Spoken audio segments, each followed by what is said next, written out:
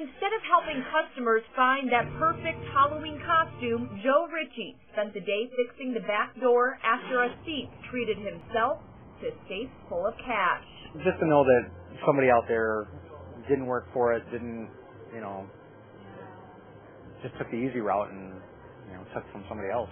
The Grand Traverse County Sheriff's Office says 2 100-pound safes were dragged out of the Traverse City store Monday night. Today, the Petoskey location was broken into. There is, some money missing and other property. Again, we're in the early stages of the investigation. Police say whoever did this had some knowledge of how the Halloween store chains are run and knew exactly where the safes would be. From an investigative standpoint, that's the first thing we're going to look at is to any, employees or former employees that may have knowledge of those stores. In the meantime, Ritchie is turning to Facebook, hoping someone will come forward with a tip that will help police track down a suspect.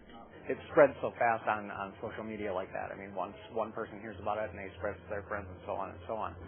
So hopefully, with everybody around that's heard the story, someone will catch a hint here or there. Lauren Amstead, 7 and 4 News.